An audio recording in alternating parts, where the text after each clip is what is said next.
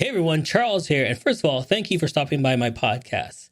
If this show inspires you, makes you think, or gives you that courage to jump into action, please help by donating to this show.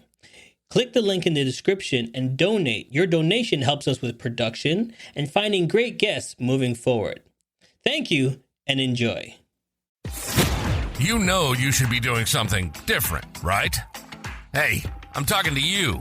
Do you believe that you have the gift for greatness or have a special talent, but don't have the courage to take that next step?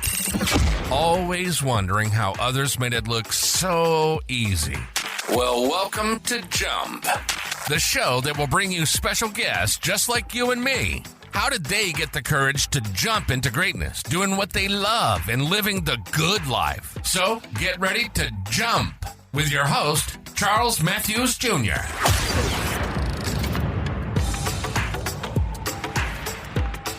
Yes.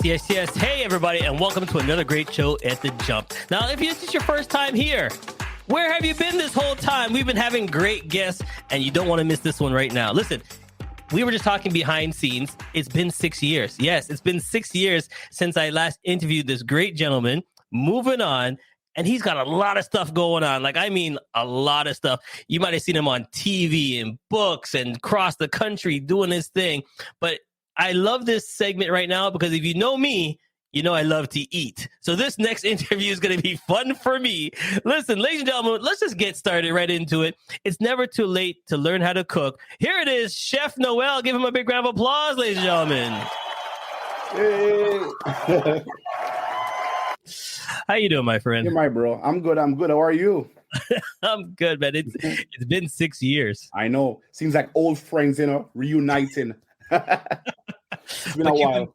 But it's okay because you've been hot foot. When I mean hot foot, you've been all over doing your thing, cross country, on TV, that. But we're going to get into that. But let's start right off the bat. Born and raised, where you from? Kingston, Jamaica, of course. Kingston, Jamaica. And a whole bunch of people listening just did the gun salute right now. You know what I mean? Let's go. Yadi. That's right. Yeah. So did you always want to cook? Well, I think, since I can remember, I started pretty much baking at first. And I realized that recently. I used to start from, cake mix and stuff like that. I like pastry, and then I just went straight into cooking and started it, of course, with mom, and then introduced to television where I saw chefs, people looking like me, and then I knew exactly that this is what I wanted to do. So what age did you do your first meal or first bake, and do you remember what it was? Now, I know the first dish my mom taught me was, because she always made this fried chicken with a barbecue sauce, which is so popular now, barbecue fried chicken. So she would make us this Mother's Day, somebody's birthday. It's like her special dish with rice and peas on a Sunday, of course. It's our family day to get together and stuff like that. So I think my first dish was the rice and peas and the barbecue fried chicken. Okay, and do you remember after you made that, what was the reaction? It was pretty good because I've watched her, and of course, there's no recipe. So you got to go off memory. Okay. So, I remember, this amount of vinegar, this amount of sugar, and you try to remember the taste. So that's how we cook, in the Caribbean. It's just memory. Nothing's written down. Nothing is written down. Yeah. That's why you gotta stay with mom, stay with grandma, see what they do, because once they're gone, that's it. That flavor, if you don't remember what they're doing, that flavor is gone. It's gone, and they themselves can't really sometimes explain it. And it's so funny that some things I see if my mom doing or some home cooks doing, we are doing it in the culinary world, but they don't even know what they're doing. And then that's one of the reasons why most chefs will tell you that, I learned from my mom or I learned from my grandma, because really and truly, they're the first set of chefs. But we are the professionals. Right. So they don't even know what they're doing, what they're mixing. It's just a routine, something that they just do. Yeah. Pass down. So when you hit that age and you start to feel that, this is the thing I want to do, how did you take off? Did you just say, I'm going straight to school? Did you go a different direction first and end up back doing this? So what happened was my aunt, Miriam, who I always credit because she was very important at that time, where she saw my passion, she saw my drive, and she's like, I think you should do food and nutrition. So we started checking out options now, how to become a chef, what are the channels, and I realized, okay, doing food and nutrition, then leaving, how to go to Runaway Heart, that's in St. Ann in Jamaica as well. And that's what I did. And I knew exactly the channel in which I wanted to go, and I did exactly that. Yeah. So thank you for Auntie, because it wasn't for Auntie, we No, wouldn't and be. yeah, she was behind me because she would like once she's doing her projects and stuff, she would take me behind her, and I'll be watching, observing. Easter time now we're cooking. Then we always do like Christmas dinner at her home. She's like, and she doesn't cook by recipe, but she can throw it down. Mm-hmm. She can throw it down. Yeah. So what have you learned from, doing around the world cooking, the teachings in the Caribbean compared to other countries? I think for us is that which I was talking about in February of this year, that our food is really and truly soul food, which oftentimes we don't reference it to that, because when we think of soul food, we think about, cornbread and grits and collard greens. But what I've learned is that our food is really soul food. It comforts, the soul. It feeds the mind. And it's from history, And the thing with our food is that it also, food overall, it brings people together. It connects. Yes. And it knows no boundary.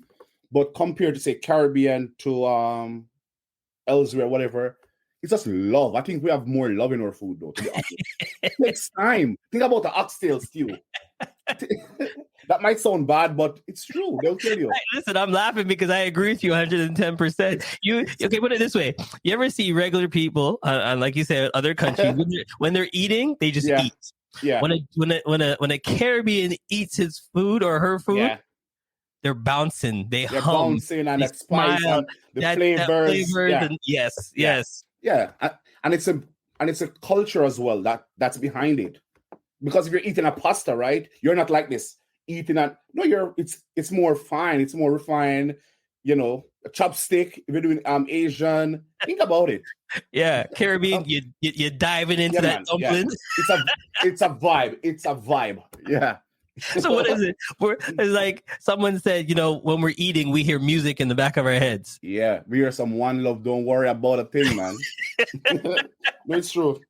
So moving forward, when was your big break? Talk about your big break. When did you know that, okay, that's it? That when that lit call, that TV, anything, where was your big break? I think I would definitely say when I was on CTV Winnipeg. That was my first Canadian television show that I did. And I didn't do one episode, I did two, and it was like back to back. They hear them. And so I thought, once I'm on this platform now, then it's like the gateway to do but anything. Because as Whitney Houston would say, all you need sometime in life is just one moment. Mm-hmm. And it's for you to seize that moment. And then, so like that cemented, my foot in Winnipeg. And then I did like, the main ingredients is talk show there, and then I went on like the Mark and Mandy show. Then that opened up doors for me also in Jamaica as well, because they started now to see Chef Noel. I was doing my thing in Jamaica though. Like I got my break in Jamaica before I came to Canada. Mm-hmm. On television there, in the newspaper, doing my stuff. Yeah. So let me ask you a question. How nervous, and did you think about saying no? No, because I approached them. So, and I was so ready, and it's so funny because I approached them like a long time, and then didn't hear anything. And in 2015, I went through some surgery and stuff, and then I was like on my bed rest when the producer emailed me, "Hey, Chef Noel, I got your email," and I'm like, damn. So it was like between a rock and a hard place. Yes. I'm like, do I say yes and risk it, or do I just say, explain? And I say, no, the person that I am, I said yes. You got to go for it. I go for it. And I went, I did my thing, and it was a bomb. And I had a connection now with them, and I was a regular now on CTV Winnipeg, yeah. Yeah, and then this is the part that I love, that it's the opportunities. Yeah, it is. That you take. If you don't go for it, you never know. This is why I love this platform. Talking about jumping. You jumped. Yeah. And I did. Once you jumped, it's a free fall. Yeah. Even leaving Jamaica for me was like one of my biggest jump to date. And it's so funny that this year's my 10th year in Canada as well. Oh, okay. Yeah. Congratulations. Like, yeah, man. Thanks, bro. They're like, I'm like, do you have family? I'm like, no, I'm here all alone. Like, I took a big jump. Yes. And sometimes, like, if you don't jump, you don't know what's out there for you. And I'm all about like jumping, taking risk, and And it's paying off. It's paying off. It's risk always comes with reward or consequences, but I don't worry about the consequences. Like, I'll figure that out. Yeah. Because the reward is always sweeter, right? Yes. So always sweeter. So why not take that chance then? Yeah, you never know if you never try it. Or what Adele said. So then here's the question that I always ask, and I gotta ask you then. Yeah. You said the risk and rewards is sweeter. Yeah. So what risk have you taken then failed? Oh. I don't really see anything as failure, to be honest. Okay. I see it as a lesson. It's all about perspective. It's how we see things. I don't see nothing that I do and it didn't work out as a failure, because you have no walk away with experience. You have no walk away with knowledge. You have no walk away with something that you can't sometimes pay for. Right. And that makes you a better person. But if you see it as a failure, then you see yourself as a failure, and then you are afraid to try something else. Right. So you learn from that lesson. Yeah. I learned from that lesson. Yeah. And then you build from that lesson and say, oh, last time I did this. Yeah. This time I'm going to do it this way because I know what I did wrong that way. And then sometimes, for me, I like to see the beauty in the ashes. Because what happened is that it's now a lesson that you can learn from. And then it also might connect you to something positive. Just like, it's all things work together for good. That's how things work at times. So you might think it work against you when it's for you, but it's how you look at it. I like that. Yeah, but it's how you see it. Yeah. Scrape away the ashes, see what's there, what's left, what you can build from it, and move forward. And keep it going. Yeah. I don't see failure. I see lessons. Okay, so then give us 2 lessons that you've learned from this last 10 years here. Oh Lord, that's a good one. I would say one of the biggest one is just follow that gut feeling. It's a very big one that we oftentimes overlook. Yes. And it's a signal. And then you have to understand yourself as well. And the second one, definitely, I would say, is just believe in yourself. Yeah. Know who you are. Know what you're about. Know your journey. And that leads to self-confidence. And once you have that, then you're unstoppable. I love the gut one. Let's it's a big one. It's a big one. My gut had like signal me like, yo, Noel. And I'm like, and then I got some lessons. Yeah, man. Your body, your senses, could be the atmosphere, could be an angel. They just tell you straight. The chef in me now, your brain connect to your gut. Mm-hmm. It connect. And that's the reason why you're gonna eat all these brain food and this and that. So it sends a signal, and that's the reason why you feel it here. All right, even Jamaica, some people, if they get a bad news, them say, oh, it's okay because my belly didn't move. Those, you have those little things, those feeling, because it's a brain, it's connected. Yeah. Mm-hmm. So follow your gut. Listen, it's a center, right? I did a talk speech, and I told everybody, your brain has 3 seconds. Yeah. Because after it hits the 5 seconds, you'll change your own mind. You will. You know what I mean? Like, you'll see 2 tickets, and your gut tells you, take the ticket on the left. Mm-hmm. But then if you stay there longer, your brain goes, well, maybe it's the one on the right. Yeah. The one on the right looks better than the one on the left. Maybe I should go for the one on the right. Then after you pick it and you go, oh, I knew I should have went for the left. Yeah. Then why didn't you do it? Your gut told you right off the bat. Because it also followed with the second one, because you don't have confidence in yourself. Mm-hmm. You don't believe in your decision making. So sometimes you feel something and you're asking other people, but it's not for other people to decide. It's up to you to decide. It's your vision. It's your journey. That's going to lead me right to the next question, because I love that you just brought that in. People. Yeah. How many people were like, Chef, what do you want to do? Noel, what are you doing? Yeah. You're going to go cook? Virgin, what do you mean you're gonna go cook? What are you gonna cook for? Yeah. How many people were the naysayers? Oh my God, that's a crazy one because, of course, in Jamaica, our culture, no one really wanted their child to become a chef. It's always a doctor, lawyer, teacher, all the professional areas and stuff. And I later understand why I didn't at first, but because it's coming from slavery, where chefs were more servants. You cook, that's what you do, and that's all. So they didn't. So it seems that way. And then, for example, you work in a hotel, serving people. Right. It's a service industry. Yep. So I understand that, and then they pay us a little, stuff like that. But thanks to Food Network, Bobby Flay, Rachel, all of these top chefs who paved the way for us to let people see that, look, it's a career, but it's also a profession now. Yes. We have chefs in movie. We have so many movies on culinary. So it's an ever-changing time. Yeah. But for me, I knew that's what I wanted to do. I started baking my cake mix. Then I did Christmas time. I would do my rum cakes, of course, and I would sell rum cakes.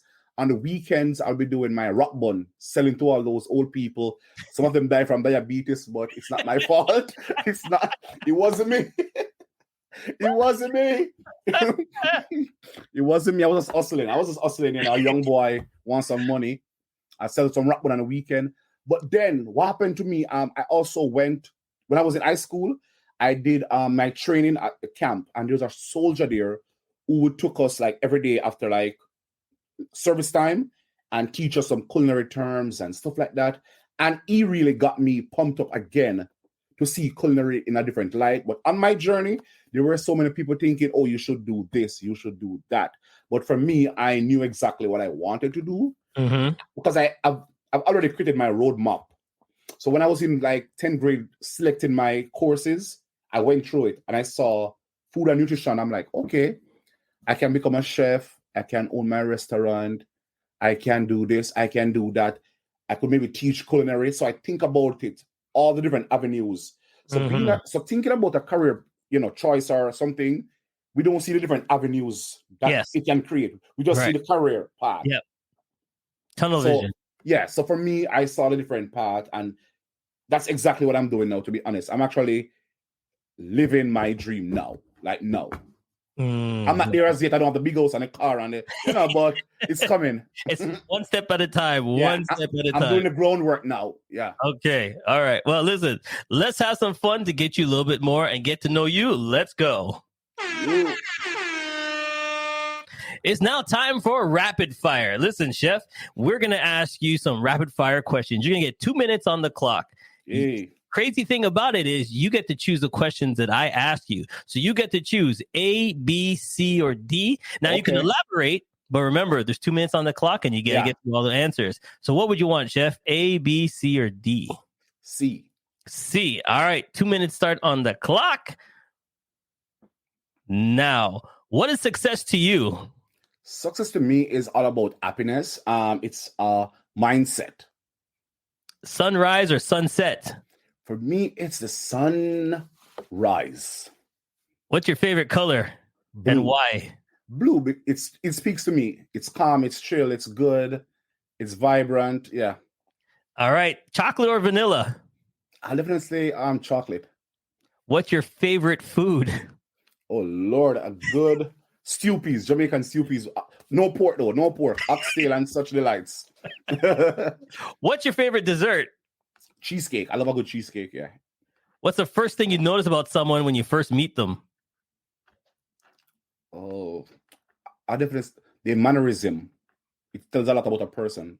Yeah. Body language 101, yeah. Body language, how they can approach you. Yeah.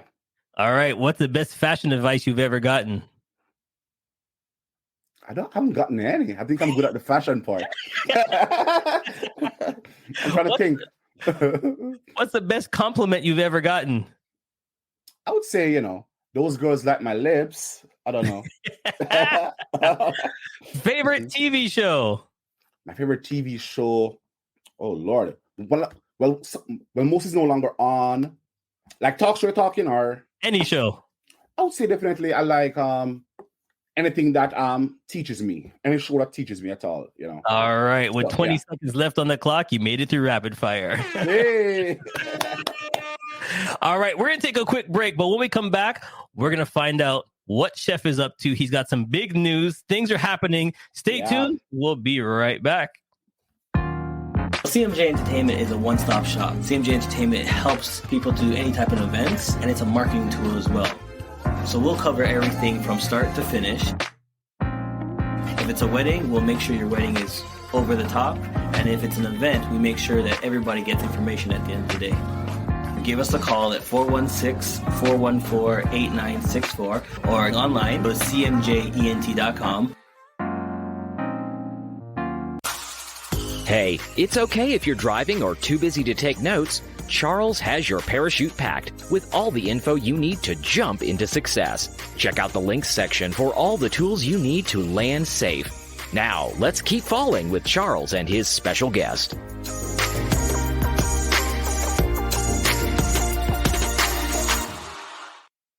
Yes. We are back live with Chef himself. Now, here it is. It's funny that you picked C because it had those questions in it about food. Yeah, I know, right? It's funny when I ask all the other guests, it's like, they're just throwing it out there. Yeah. So I got a question for you. Usually I ask this later, but because you said certain things, give me your top 3 dishes to eat.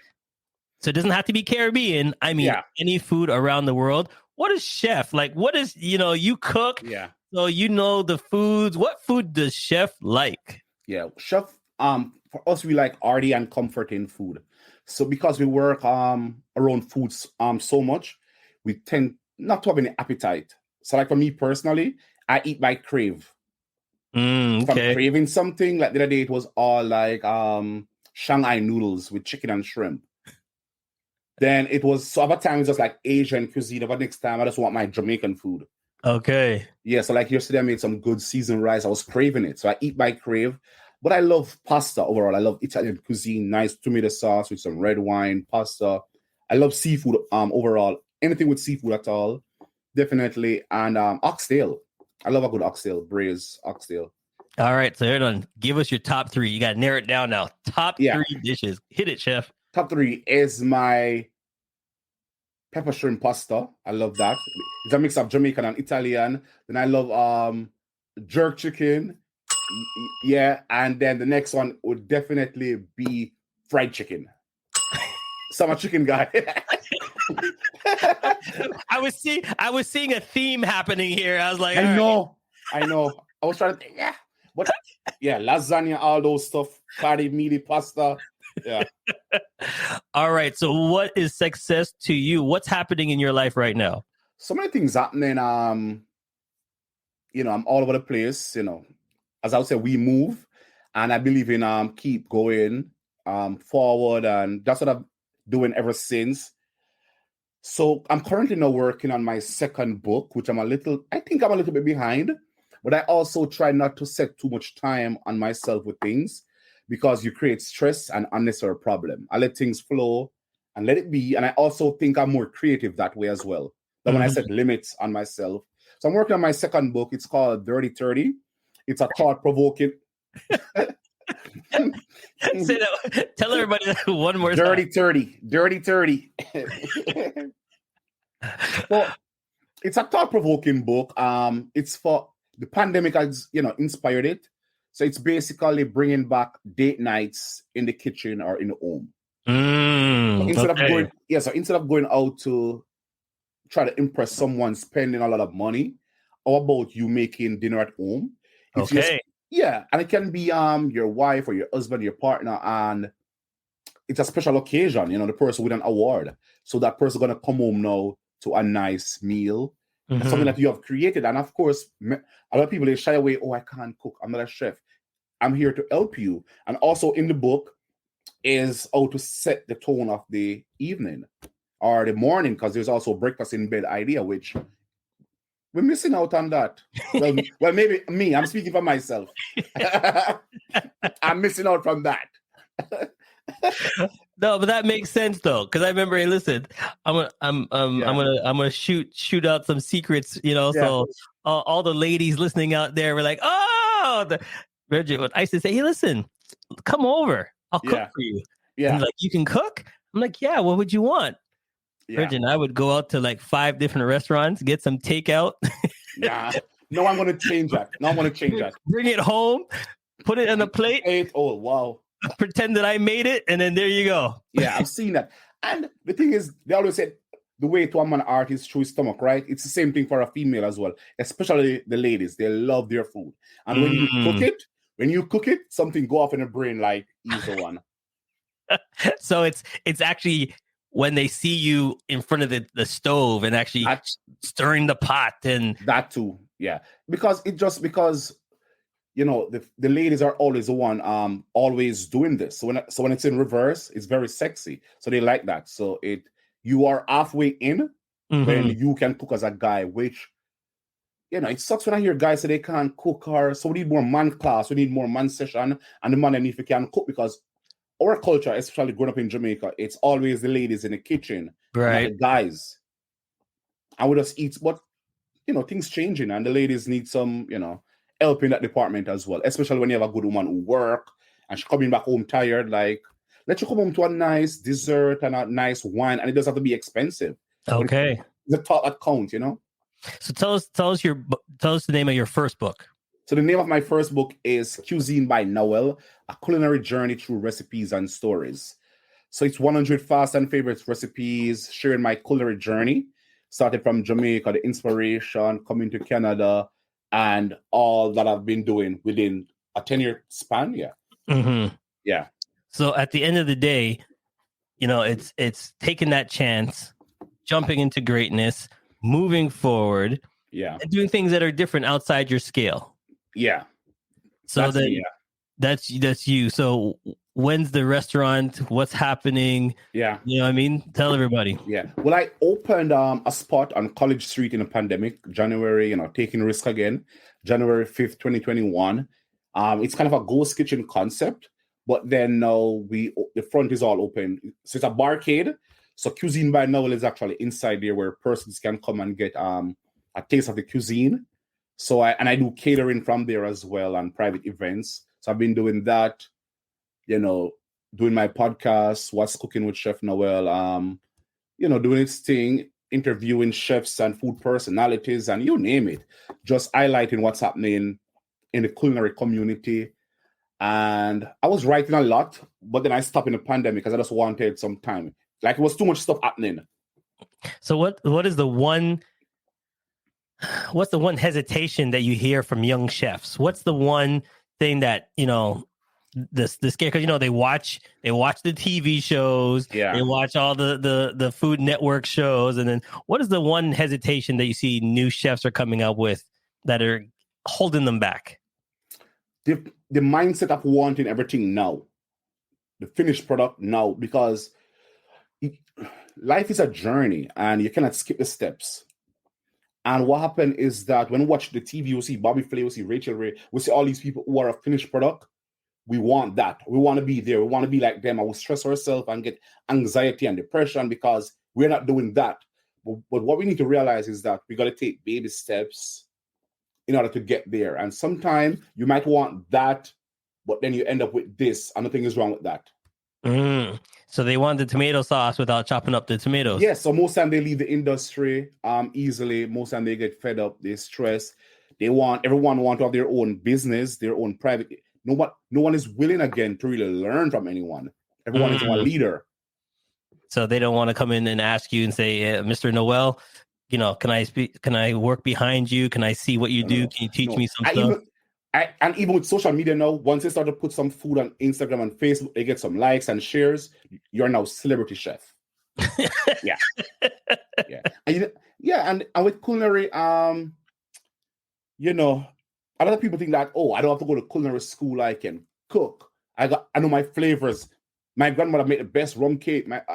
But there are a lot of things that you learn in school that you will not learn in the kitchen. There are things that you will learn in the kitchen that you will not learn in the classroom. But together, they are important.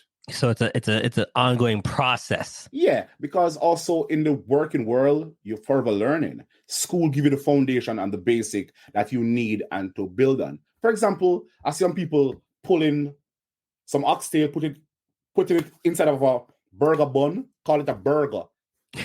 That's a pull oxtail sandwich. You know what I'm saying? So know the difference between a sandwich, a burger. I see people doing flatbread, calling it pizza. There are rules in culinary. There are borders. There are boundaries. All right, let me pull you back, Noel. Let me pull you back. I can see the frustration. Let me pull you. Yeah, man, I'm mad. Yeah, so we need to learn. Well, it's true because I can see it. You're like, look, what did they call that? What is they doing? Like you've probably watched you've probably watched some TikToks and just shake your head. Chicken rasta pasta. I'm like, you don't mix rasta with chicken. There are rules.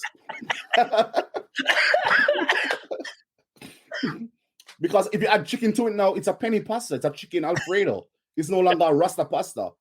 So you can't combine them. Let's move on. Oh God, I love that segment. I love it. All right. Oh my gosh. All right. So don't forget, check out his podcast where he's talking to other chefs and telling them don't put the chicken with the pasta and calling it all this stuff. Rasta pasta. There you go. All right. Let's have some fun before we let you go, my friend. Yeah. Let's go. Now time for Pick 3.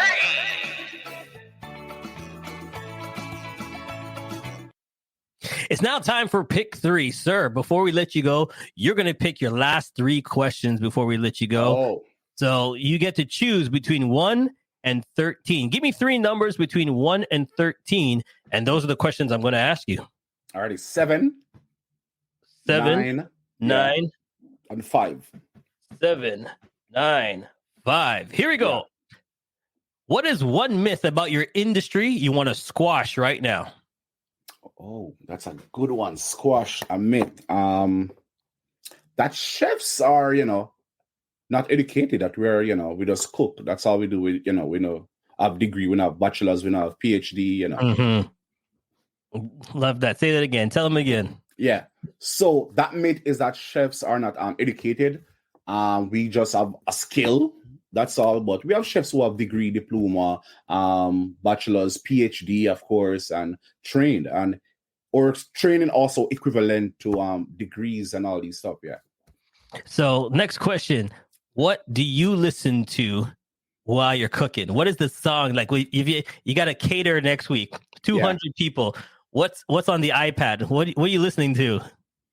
Oh, it varies though. I think it varies because I'm a very moody person. So and depends on the time of day. I like to be relaxed as well. So if I'm thinking about my menu and all those stuff, I like to be relaxed. So I would definitely something that's low beat but also motivating and inspiring, has good storylines to it as well, and uplifting. And then just get you in the mood. I might draw from my gospel. Never would have made it with that. It's a big gig, right? So yes. I gotta give praise. All right. I'm going to slide this question in before I ask you the last one. What's the one thing about cooking you hate? The one thing about cooking that I hate? Ooh. I know for me, growing up, when my parents used to ask me, I hate cleaning chicken. Oh, yeah? It was some people there think. Yeah, man, the skin, the slut. Growing up, I just hated cleaning chicken. That was me. Yeah. I didn't do, But no, we just buy from the store. You buy it all cut and whatever already. I don't really hate anything about it because the hours come with it. It's just that, on the professional side, it's a lot of stuff that comes with it on the professional side of things. But if it's just cooking and talking about, then I don't really have anything that I really dislike. There you go. Beautiful.